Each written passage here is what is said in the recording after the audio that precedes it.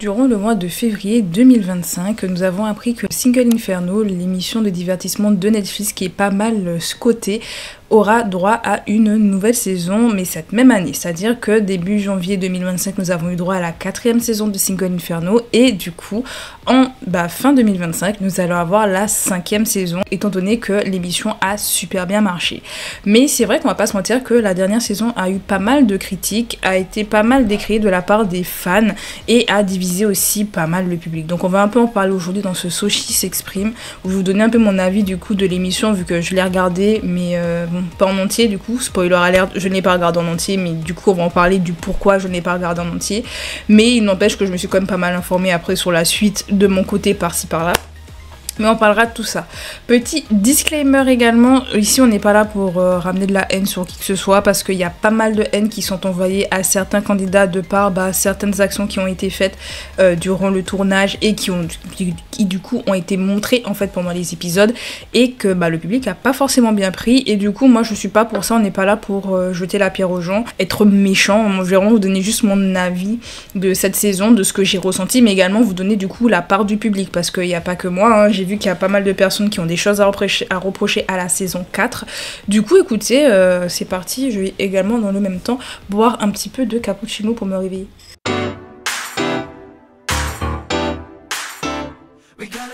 Avant toute chose, Single Inferno, c'est quoi? Single Inferno, comme je l'ai dit un peu dans l'introduction, c'est une émission de Netflix, c'est une émission de rencontres sud-coréennes. On va retrouver des jeunes hommes et des jeunes femmes qu'on va envoyer sur une île déserte, et dans cette île déserte, ils vont devoir du coup apprendre à survivre. Alors je mets des guillemets à déserte aussi et à survivre, mais en tout cas on va pas leur donner la tâche facile pour pouvoir vivre là, ils auront aucun confort, pour vraiment leur laisser le temps de se découvrir. Sur cette île, ils ont également droit à des petites épreuves pour pouvoir partir au paradis. Le paradis, très souvent, c'est un hôtel 5 étoiles où là ils retrouvent le confort et ils peuvent passer du temps avec les personnes avec qui ils ont lié des connexions.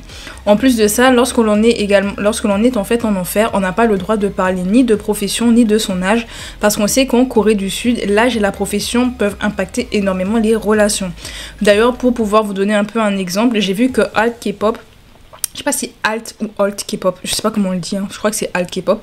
Ils ont fait un article là récemment, je l'ai vu sur Instagram ce matin, donc c'est pour vous dire que là c'est vraiment dans l'actualité. Ils ont interviewé en fait des Coréens qui du coup habitent en Corée pour leur demander en fait comment ils vivent en fait tout ce qui va être lié au dating, donc être en couple, etc. Et c'est vrai qu'il y a une chose qui revient et que soit femmes comme hommes l'ont dit, ils ont pas forcément envie de dater quelqu'un qui n'est pas au même niveau social que ce soit en termes d'argent, mais également en termes d'études. Si la personne n'a pas fait d'études, il y en a un qui a dit ça, que lui en termes d'études, c'était sûr qu'il allait pas trouver une Coréenne qui voudrait avoir un rendez-vous avec lui. Ça a un énorme impact. Pareil pour l'âge, ça a un impact vu que tu vas pas parler de la même manière à quelqu'un qui est plus âgé que toi ou pas.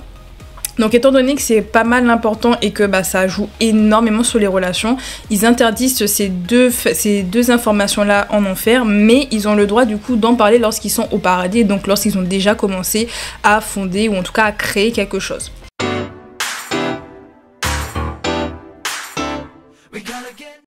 Et du coup, cette émission, elle a débuté il y a déjà 4 saisons de cela, hein. Ça avait pas mal marché la première saison, ça avait marché au point où on a une des candidates qui s'est retrouvée dans la sauce pour une histoire de produits de luxe fake, hein. On se rappelle Song Ji-ha qui était très populaire, et c'est vrai que le casting en fait de Single Inferno, peu importe les saisons, ont quand même gagné pas mal d'abonnés sur Instagram.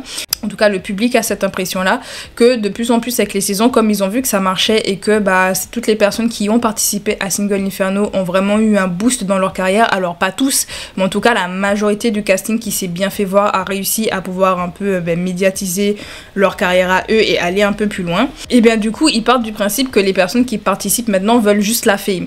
Et donc c'est vraiment l'impression qu'ils ont eu en regardant par exemple cette dernière saison. Et comme j'ai dit, les producteurs ont dû s'en dédouaner et de dire mais non, nous on recherche justement des personnes qui veulent l'amour, des personnes qui veulent réellement rencontrer des gens. En tout cas, ils ont vraiment mis ça, que c'était un de leurs critères principaux, c'est qu'ils veulent des personnes sincères, des personnes qui veulent vraiment rencontrer l'amour et qui sont prêts à ouvrir leur cœur. Donc c'est vraiment pour pouvoir dire aux gens, non, nous on prend pas des gens qui veulent juste faire la fame, juste la fame et juste rien. Non, nous on n'est pas là pour ça, on essaie vraiment d'avoir des gens les plus sincères possibles. pouvoir continuer du coup sur cette sincérité. Les producteurs vont également parler de est-ce que c'est scénarisé ou pas, parce que c'est une question que beaucoup se posent et je comprends pourquoi ils se posent la question et on en parlera juste après du coup vu que c'est lié, hein. Mais il y avait cette question qui revenait pas mal sur le fait que ce soit scénarisé parce qu'on sait qu'il y a pas mal de télé-réalités qui ne sont pas réellement en fait, c'est pas réel. Et comme on sait qu'il y a plein de télé-réalités qui sont scénarisées, beaucoup partaient du principe que ce serait le cas pour Single Inferno par rapport à comment c'est fait, mais je vous dis on en parlera plus précisément un peu après. Et du coup, comme il y a eu ça, il y avait déjà un ancien candidat de la saison 3, Minkyu, qui avait fait une vidéo pour pouvoir justement s'exprimer sur la chose et dire que justement lui il a été surpris parce qu'on leur a donné aucune directive. Il a dit ils sont arrivés sur l'île et ils ont fait un peu comme ils voulaient. C'est-à-dire, il n'y a personne qui leur a dit va faire ci, va parler à un tel, etc. Pas du tout. Genre, il a été surpris de la liberté qu'on leur a donnée. Et pareil, comme j'ai dit, la production eux-mêmes vont se défendre sur ça pour dire que non, ce n'est pas scénarisé et qu'ils filment tout le monde et que s'ils sentent que les personnes ne sont pas sincères, ils vont pas du coup montrer les scènes en fait aux gens. Ils vont se dire, si t'es pas sincère dans ce que tu fais, nous on te filme pas. Nous, on filme que les gens sincères, vraiment pour montrer qu'il n'y a pas de scénario ou quoi que ce soit. Les gens font ce qu'ils veulent. Comme je l'ai dit, je comprends en fait que le public pense que cette émission soit truquée ou en tout cas soit scénarisée parce qu'on a l'habitude en fait avec les télé-réalités que ce soit pas mal scénarisé. Mais surtout, c'est le montage. Parce que si vous regardez chacune des saisons de Single Inferno, que ce soit en termes du casting, mais également de la manière dont c'est monté, on a l'impression que c'est tout le temps la même chose. Je ne sais pas vous, en tout cas, moi, c'est vraiment mon cas. Par exemple, je trouve que les 2 premières saisons, c'est vraiment des saisons jumelles. J'en ai vraiment l'impression que c'est exactement les mêmes choses qui se font. Que ce soit en termes de casting, on a des personnes qui sont dans le même milieu à chaque fois. Alors, est-ce que c'est juste une coïncidence ou pas ?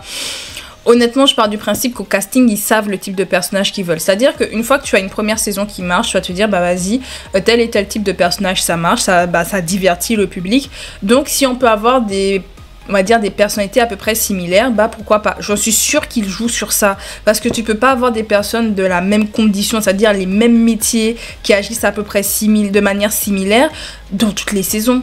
Je vous assure, chaque saison, moi, très souvent, mes préférées, elles avaient toutes il y avait tout le temps des petits détails qui étaient pas mal similaires, que ce soit des personnes qui étudient à l'étranger et qui sont pas mal intelligentes, genre Nadine et Yeson par exemple.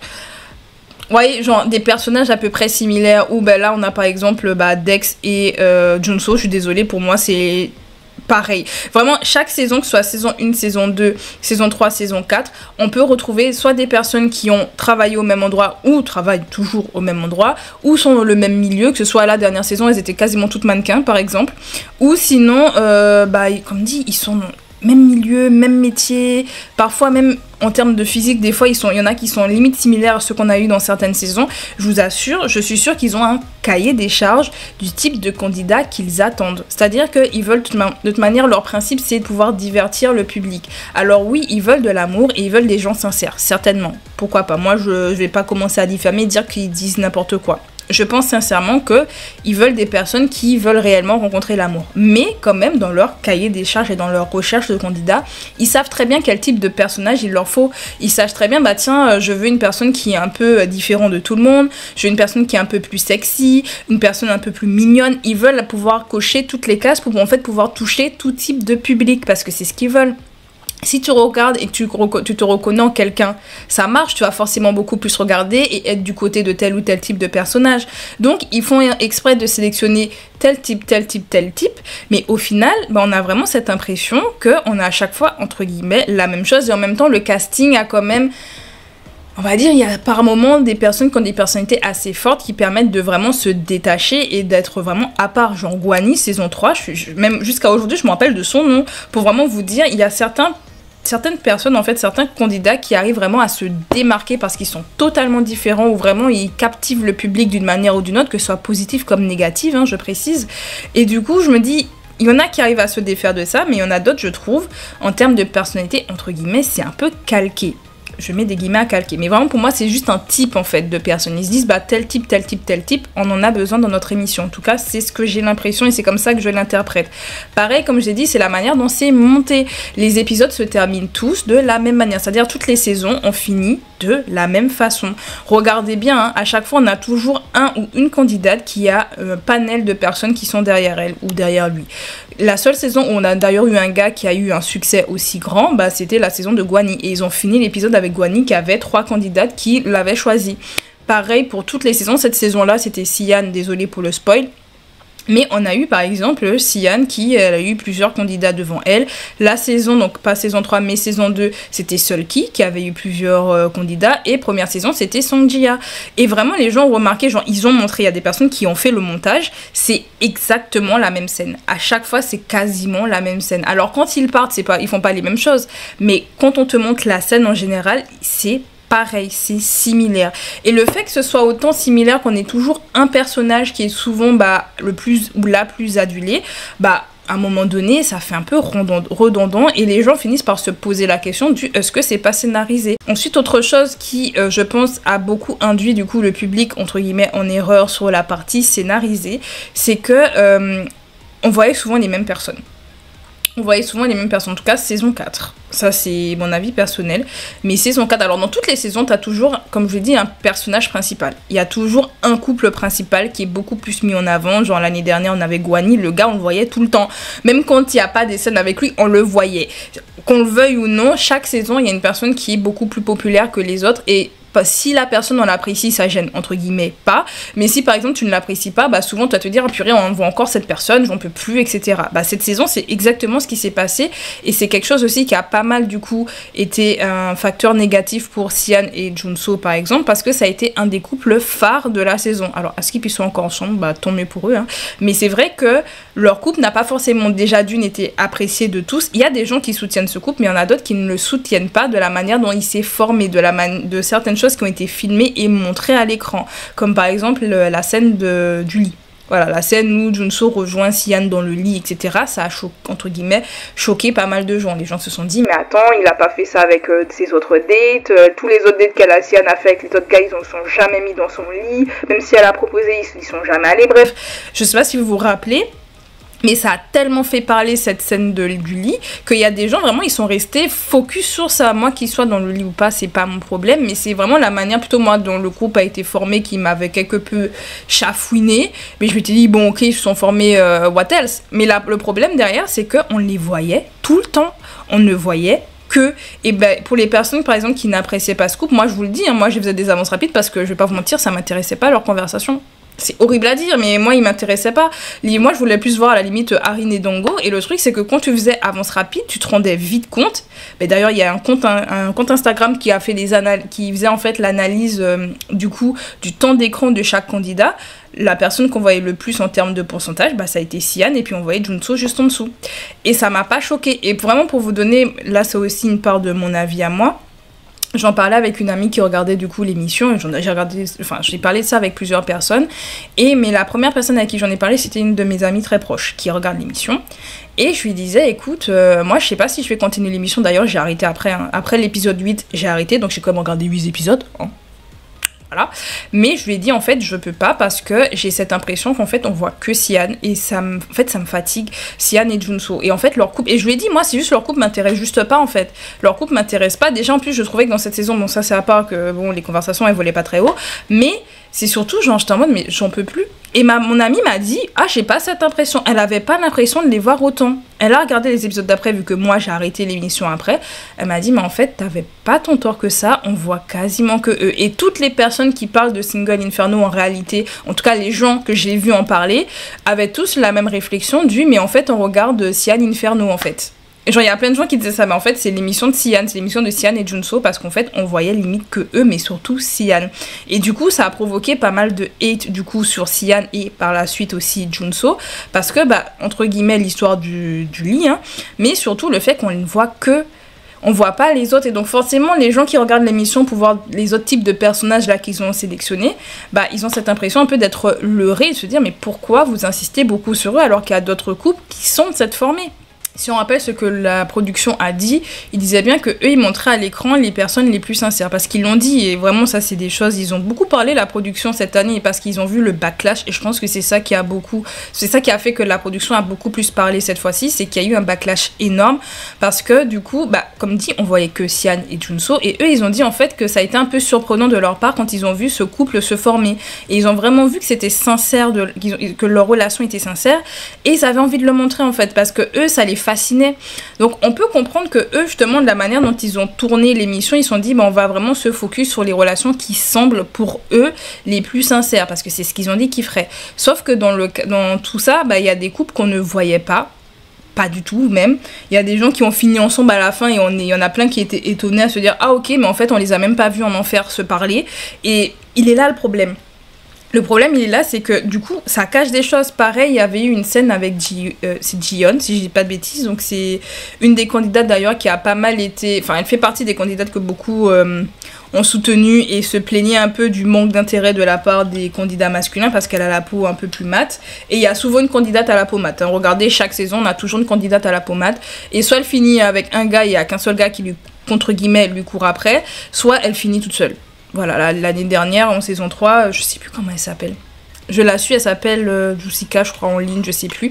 Elle a fini toute seule, en fait.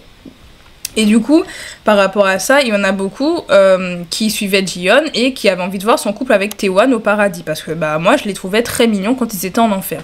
Et en fait, si vous me remarquez bien, leur date, on a vu un truc et après on voyait plus rien. Et en fait, je crois que c'est les épisodes d'après, je ne l'ai pas vu, moi c'est des extraits. Elle explique en fait que Taewon, il était vraiment un peu auto-centré, il lui posait jamais de questions, qu'en fait le date qu'elle a fait avec lui, il n'était pas aussi bien qu'elle aurait espéré. Sauf que ça, on ne nous l'a pas montré, on te le montre longtemps après, mais c'est la manière dont ils ont filmé en fait la chose qui a dérangé les gens. Ils se disent, mais en fait, pourquoi vous nous cachez des scènes? Pareil, il y a des scènes qui sont un peu sorties sur les réseaux qu'on n'a jamais vues du coup durant l'émission. Ou par exemple que ce soit avec Dango et Arin, et les gens se disent mais pourquoi vous nous avez pas montré ça? Pourquoi vous nous montrez pas ces couples-là? On veut voir en fait les autres connexions. Et le fait de les cacher et de rester que sur un, ça a alimenté en fait une vague de haine, une campagne de haine malheureusement je trouve sur Sian et Junso. Je pense pas que ce soit volontaire de la part des producteurs, je pense pas du tout. Eux ils voyaient ça de manière c'est un couple sincère et ça donne envie et puis ça va intéresser vu que eux ça les intéressait. Mais en réalité t'as une part de public en fait que tu ne satisfais pas, tu vas juste satisfaire les fans entre guillemets de ce couple-là. Donc voilà, donc il y a eu un peu de ça, pareil dans le montage, il y a certaines personnes qui, pour certains dans cette saison-là, ont été pas mal cachées. Par exemple, Eugene, qui a une personnalité assez forte, au début on la montrait pas mal, si vous faites bien attention à partir peut-être de l'épisode 3, on commence à moins la voir. Ou quand on la filme de manière assez particulière et du coup, elle devient très antipathique. Je vais pas vous mentir, même moi qui ai regardé l'émission avec ma mère au début, on avait un peu de mal avec Eugene au début. Et en fait, il y a des moments où tu t'attendrais, tu te dis, mais en fait, finalement, elle est bien. Puis après, tu as d'autres trucs où tu recommences à dire, en fait, on la supporte pas. En tout cas, son caractère dans l'émission, il est insupportable. Puis après, tu te dis, non, mais en fait, tu as attendri. Et j'ai remarqué quelque chose, et j'en ai parlé avec quelqu'un d'autre à un moment donné, c'est la différence de traitement, du coup, de la manière dont elle a été filmée. Par exemple, quand elle était sur la balançoire et qu'elle s'amusait toute seule. Genre, tout le monde s'est amusé à dire qu'elle était un peu folle, elle était bizarre, etc. Sauf qu'elle allait dessus, du coup, pour pouvoir se dessouler. On a Sian qui va également se dessouler sur la balançoire. Remarquez comment c'est filmé. Juste ça. Regardez l'angle dans lequel elle est filmée. Eugene, on voyait que sa tête. Donc quand elle était en haut, on voyait sa tête. Donc ça paraissait super bizarre. Et même les présentateurs ont dit mais pourquoi ils ont mis cet angle-là? Parce que ça fait super bizarre. Sian, elle était sur la balançoire, on la montrait de dos, de face. Enfin, normal. Vous voyez, genre on a vraiment cette impression et je pense que je vous dis, ça appuie sur l'impression du public que soit c'est scénarisé ou soit vraiment ils ont limite préféré certaines personnes. Ça se voit juste dans la manière dont c'est monté. Tu te dis, bah attends, les mêmes scènes avec deux personnes différentes, c'est pas filmé de la même manière, c'est pas monté de la même manière et donc tu n'as pas la même impression de cette personne-là parce que de toute façon, quand ils vont monter en fait la saison, ils ont une histoire. Ils ont une histoire, même si c'est pas scénarisé, ils vont par rapport à toutes les images qu'ils ont, ils vont créer quelque chose. Ils vont créer du coup des antagonistes, ils vont créer des héros.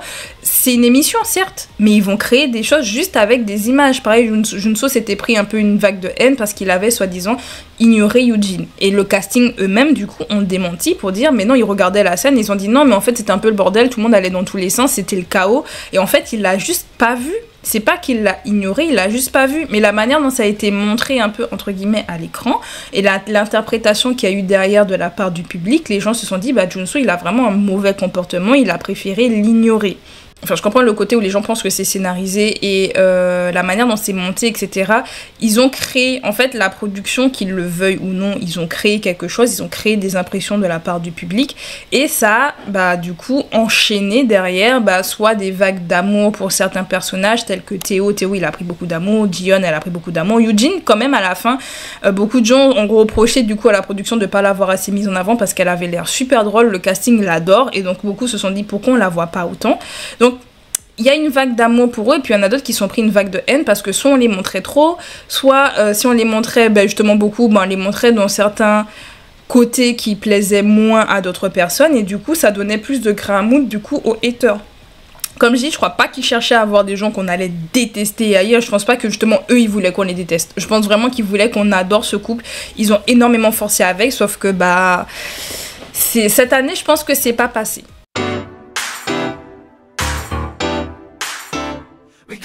En dehors du coup de tout ça, moi je vais vous dire aussi le pourquoi du comment. Moi personnellement cette saison j'ai fini par la lâcher parce que à savoir j'ai regardé toutes les saisons de Single Inferno sans faire d'avance rapide, sans sauter des épisodes, j'ai tout regardé. La saison 4 est la première saison que j'ai abandonnée de Single Inferno. Il y a plusieurs cas, donc je vous ai déjà parlé du coup pour le cas de Sian et Junso qu'on voyait beaucoup. Ça fait partie des choses qui m'ont un peu fatiguée de me dire du coup on voit tout le temps les mêmes et on voit pas les autres. Ça par contre, ça vraiment je vous assure c'est une chose qui m'a pas mal déçue cette année, mais il n'y a pas que ça, en fait c'est un mélange de beaucoup de choses. Première chose, alors les épisodes de Single Inferno en général sont longs. Ça on peut pas le retirer, c'est long, mais je trouve que le rythme cette année était encore plus lent que d'habitude, ou en tout cas je sais pas si c'est le rythme ou les candidats, mais je trouvais cette saison ennuyeuse. Vraiment, même les conversations, vous regardez les premières conversations qu'ils ont dans les premiers épisodes, c'est à base, ils sont partis au paradis. Alors c'était comment le paradis? C'était comment le paradis? C'était comment le paradis? T'as l'impression qu'ils ne parlent que de ça, que ton expérience au paradis, comme s'il ne se passe rien en enfer, comme s'il n'y a pas de connexion en enfer. Ça ne parlait que de ça. Vraiment, c'est l'impression que j'avais quand ils étaient en couple, c'était tu penses quoi du paradis? Et après sinon c'était t'as vu les autres filles, tu penses quoi d'un tel, tu penses quoi de moi? Il n'y a pas d'autres sujets de conversation? Je vous assure, quand après Dongo et Arin ont commencé à dire ouais ils sont voisins etc, j'ai trouvé, franchement j'étais en mode oh, là ils commençaient à avoir un peu de choses, un peu de discussion, j'ai trouvé ça drôle. Mais c'est vrai que généralement je trouvais leur conversation peu intéressante, en dehors du fait que leur conversation était peu intéressante. Alors je pense que comme il n'y avait pas vraiment de cuistot cette année, donc ils cuisinaient moins ensemble, parce que ça aussi c'est quelque chose, et je suis pas la seule, beaucoup de gens ont reproché au fait que cette saison, on les voit moins passer du temps ensemble, du coup à cuisiner et à survivre en fait. C'est-à-dire qu'on voyait quasiment que du paradis. Il y a beaucoup de gens qui ont reproché ça, qu'on voyait quasiment que quand ils étaient au paradis, parce qu'ils partaient beaucoup plus souvent au paradis qu'avant. Avant, ils restaient principalement en enfer et vraiment le paradis c'était exceptionnel. Et c'est vrai que là, ça paraissait, tout le monde va au paradis, enfin tout le temps les mêmes d'ailleurs. Et ils se disaient, mais en fait, on veut voir aussi en enfer ce qui se passe. On veut voir les connexions se faire en enfer. Alors peut-être qu'en vrai, il n'y a eu aucune vraie connexion qui se faisait là-bas et c'est pour ça qu'ils nous ont rien montré. C'est possible aussi, hein. Moi, je pense qu'il y a une part aussi juste il se passait rien et du coup, les producteurs ne pouvaient pas nous montrer quoi que ce soit d'intéressant en enfer. Mais c'est vrai que ça manquait un peu le côté de groupe, le côté où ils sont ensemble à galérer, le côté où ils allaient chercher l'eau ensemble, genre aller chercher l'eau c'était un date, je sais pas si vous vous rappelez, genre même ça on l'a même pas vu, genre à un moment donné je sais plus, tu sais dans cette saison ils ont dit ouais on a pêché un poisson ou je sais pas quoi, montrez-nous ça, je sais pas, mais c'est vrai que ça manquait de ces moments-là. Et puis pareil, il y a d'autres personnes qui, eux, alors moi ça m'a moins dérangé, ça me dérange pas plus que ça, mais il y a des gens qui trouvent qu'ils avaient beaucoup plus de confort cette année que les années d'avant. Genre, il y en a qui disaient ouais mais ils ont l'endroit, on dirait qu'ils ont la clim et tout, qu'ils sont pas... Enfin, à l'époque, vraiment, ils avaient des vieilles tantes. Mais c'est vrai, ils avaient des vieilles tantes. Le seul truc un peu stylé, c'était du coup là où ils déjeunaient. Mais sinon, ils vivaient dans des tentes.